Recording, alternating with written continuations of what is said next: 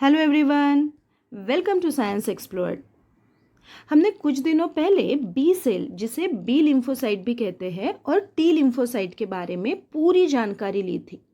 और आज हम इस वीडियो में बी सेल और टी सेल में क्या डिफरेंस होता है ये देखने वाले हैं।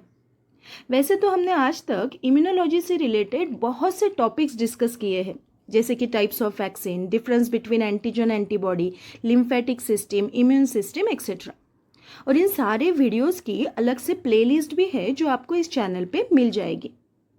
इम्यूनिटी मतलब डिसीज से फाइट करने की ताकत, मीन्स रोग प्रतिरोधक क्षमता। ये इम्यूनिटी हमें इम्यून सेल से मिलती है, और ये जो इम्यून सेल है ये बोन मैरो में प्रोड्यूस किए जाते हैं।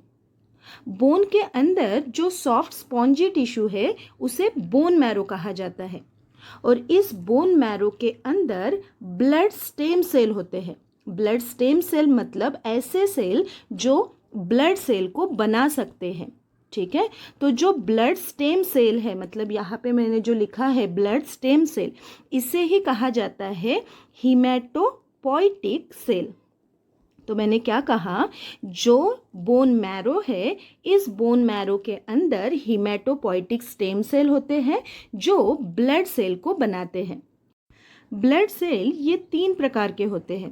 पहले है रेड ब्लड सेल्स, जिसे हम आरबीसी भी कहते हैं, और इसी को हम इरिथ्रोसाइट भी कह सकते हैं। दूसरे ब्लड सेल होते हैं प्लेटलेट्स, जिसे हम थ्रोम्बोसाइट कहते हैं। और तीसरे टाइप के ब्लड सेल्स होते हैं वाइट ब्लड सेल। अब ये जो वाइट ब्लड सेल्स है, इसके फिर से 5 टाइप्स होते हैं, जो कि है बेजोफाइल्स, न्यूट्रोफाइल्स, इओसिनोफाइल, मोनोसाइट और लिम्फोब्लास्ट। अब ये जो लिम्फोब्लास्ट है, लिम्फोब्लास्ट ये वाइट ब्लड सेल का टाइप है। ठीक है, अब ये जो लिम्फोब्लास्ट है, इसके फंक्शन के बेसिस पे इसके फिर से 3 टाइप्स होते हैं। अब लिम्फोब्लास्ट के वो 3 टाइप्स कौन से हैं? वो है बी लिम्फोसाइट, जिसे हम बी सेल भी कह सकते हैं। दूसरा टाइप है टी लिम्फोसाइट, जिसे हम टी सेल भी कह सकते हैं। और तीसरा टाइप है नेचुरल किलर सेल, मतलब NK सेल। ठीक है, तो लिम्फोब्लास्ट के ये 3 टाइप्स होते हैं। ये जो बी लिम्फोसाइट और टी लिम्फोसाइट है, इसके ऊपर हमने पहले से ही डिटेल में डिस्कस कर लिया है, बट आज हम इन दोनों सेल में क्या डिफरेंस है ये देखने वाले हैं। B cell and T cell are white blood cell of immune system that are responsible for adaptive immune response in an organism। मतलब B सेल और T सेल ये दोनों ही वाइट ब्लड सेल का ही प्रकार है, जो कि इम्यून सिस्टम में हेल्प करता है। ये एडेप्टिव इम्यून सिस्टम में हेल्प करता है, मतलब ये जो फॉरेन सब्सटेंस बाहर से अगर हमारे बॉडी में आते हैं, एंट्री करते हैं माइक्रो ऑर्गेनिज्म, तो उनके अगेंस्ट ये काम करते हैं, उनसे फाइट करते हैं। ठीक है, अभी हम देखेंगे इन दोनों में क्या डिफरेंस है। तो सबसे पहला जो पॉइंट है वो है B cell, it is also called B lymphocyte, and T cell, it is also called T lymphocyte। तो ये सबसे पहला पॉइंट है। दूसरा जो पॉइंट है वो है ओरिजिन एंड मैचुरेशन, मतलब ये कहाँ पे प्रोड्यूस्ड होते हैं और उसका मैचुरेशन कहाँ पे होता है। तो B सेल जो है, it origin and maturation takes place in a bone marrow. तो बी सेल का जो ओरिजिन है, मतलब प्रोडक्शन जो है, और उसका मैचुरेशन जो है, ये दोनों ही प्रोसेस कहाँ पे होंगे? ये दोनों ही प्रोसेस होते हैं बोन मैरो के अंदर। अब बोन मैरो क्या है, हमें पता है कि बोन के अंदर वाला जो सॉफ्ट स्पॉन्जी टिश्यू है उसे ही हम बोन मैरो कहते हैं। तो इसी बोन मैरो के अंदर बी सेल प्रोड्यूस किए जाते हैं, और वहीं पे बी सेल का मैचुरेशन होता है। अब टी सेल के बारे में देखो क्या है, origination in bone marrow and maturation in thymus. अब यहाँ पे देखो प्रोडक्शन टी सेल का कहाँ पे होता है, इसका प्रोडक्शन तो होता है बोन मैरो के ही अंदर, बट इसका मैचुरेशन जो होता है वो कहाँ पे रहेगा? थाइमस, जो कि हमारी ग्लैंड है। ठीक है, तो यहाँ पे इस पिक्चर में आप इस ग्लैंड का लोकेशन देख सकते हो। तो ये जो टी सेल है ये बोन मैरो में ही प्रोड्यूस होंगे, बट मैच्योर्ड कहाँ पे होंगे? ये मैच्योर्ड हो जाएंगे थाइमस में। थर्ड पॉइंट देखो क्या है, इसकी position. So outside lymph node, मतलब बी सेल जो है वो कहाँ पे रहते हैं? लिम्फ नोड के बाहर रहेंगे, और टी सेल जो रहेंगे inside lymph node. Next point है प्रोडक्शन का, मतलब बी सेल का क्या फंक्शन है। तो बी सेल क्या करते हैं, बी सेल ये डायरेक्टली एंटीबॉडी प्रोड्यूस करने का काम करते हैं। और ये एंटीबॉडी क्या करते हैं, जो माइक्रो ऑर्गेनिज्म, जो फॉरेन पार्टिकल है, हार्मफुल माइक्रो ऑर्गेनिज्म जो है उसे किल करने का काम ये एंटीबॉडी करते हैं। ठीक है, तो बी सेल क्या करते हैं, डायरेक्टली एंटीबॉडी प्रोड्यूस करते हैं। बट जो टी सेल होते हैं वो डायरेक्टली एंटीबॉडी कभी नहीं प्रोड्यूस करेंगे। ये क्या करते हैं, ये बी सेल को हेल्प करते हैं टू प्रोड्यूस एंटीबॉडी। मतलब ये जो टी सेल है, ये टी सेल किसको हेल्प करेंगे, ये टी सेल हेल्प करते हैं बी सेल को।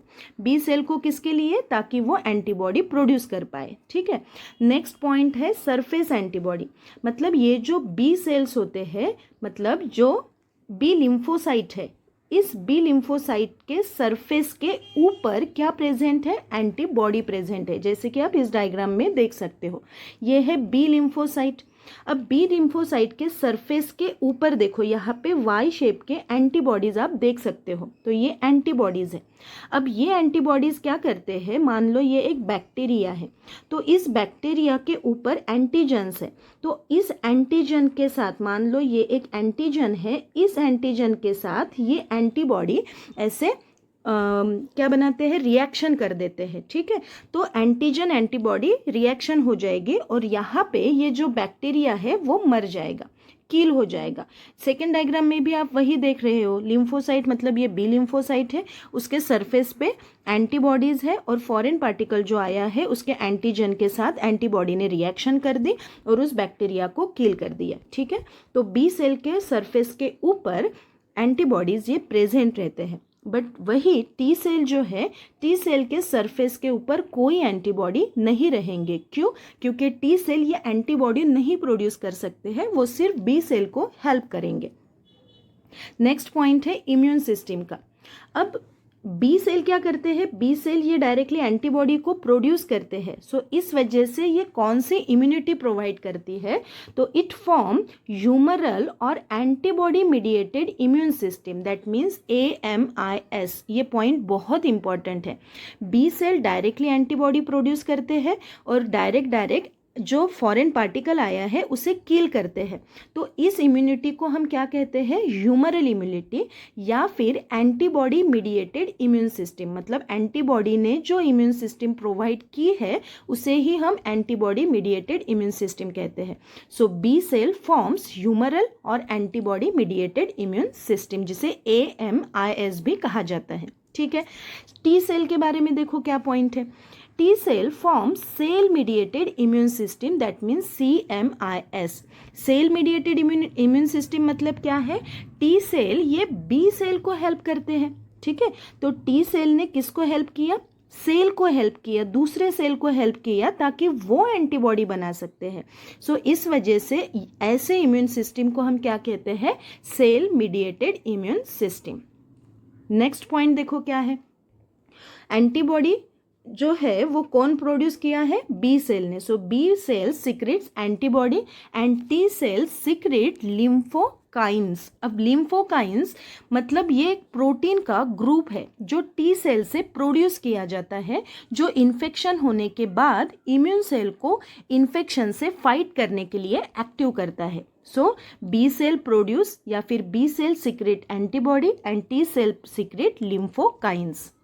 नेक्स्ट पॉइंट देखो क्या है, B cell does not act against tumour cell और ऑर्गन ट्रांसप्लांट। तो ट्यूमर सेल के अगेंस्ट ये काम नहीं कर पाते हैं, but T cell acts against tumour cell और ऑर्गन ट्रांसप्लांट। नेक्स्ट पॉइंट है, अब ये जो ब्लड है, हमारा जो ब्लड है, ब्लड में ब्लड सेल्स होते हैं।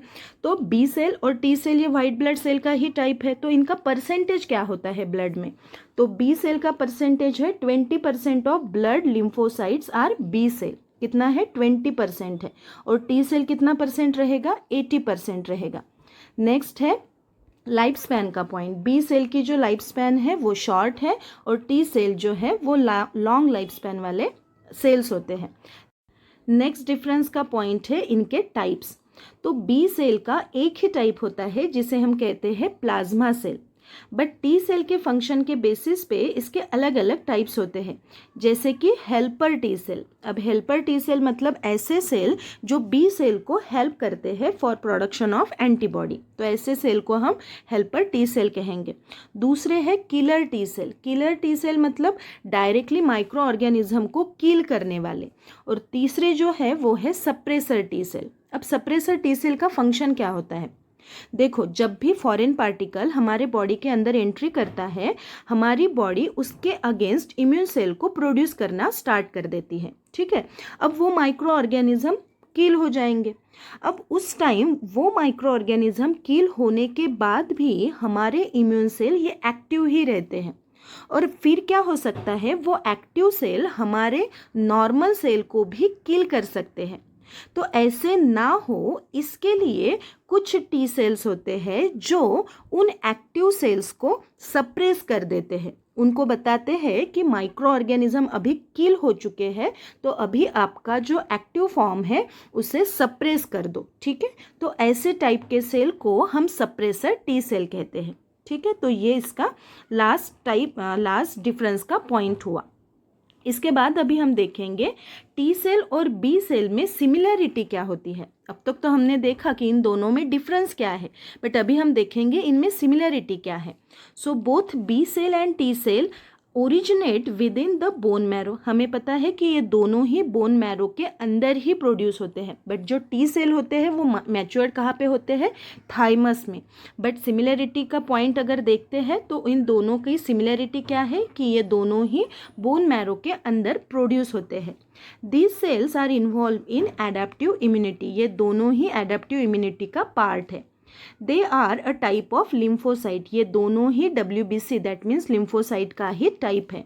नेक्स्ट सिमिलर पॉइंट है the cells are nucleated and motile. ये दोनों ही सेल के अंदर न्यूक्लियस है और ये सेल मोटाइल नेचर की है, मतलब ये एक जगह से दूसरे जगह पे जा सकती है। नेक्स्ट है both protect the bodies immune system and help fight infection. ये दोनों ही इन्फेक्शन से फाइट करने के लिए हमारे बॉडी की हेल्प करते हैं। एंड लास्ट सिमिलर पॉइंट है they are a part of lymphatic system. और ये दोनों ही लिम्फेटिक सिस्टम का पार्ट है। लिम्फेटिक सिस्टम क्या है, हमने इसके ऊपर भी ऑलरेडी वीडियो एक बना दिया है। इस वीडियो की लिंक भी मैं डिस्क्रिप्शन बॉक्स में प्रोवाइड कर दूंगी। तो ये सारे जो पॉइंट्स हुए ये हुए दोनों के सिमिलर पॉइंट्स, और हमने लास्ट में जो देखा था वो क्या थे, इन दोनों के डिफरेंसेस के पॉइंट। तो आज का हमारा टॉपिक यही तक था। अगर ये टॉपिक आप लोगों को समझ में आया है तो इस वीडियो को लाइक कीजिएगा और इस वीडियो को शेयर ज़रूर कीजिएगा। Thank you.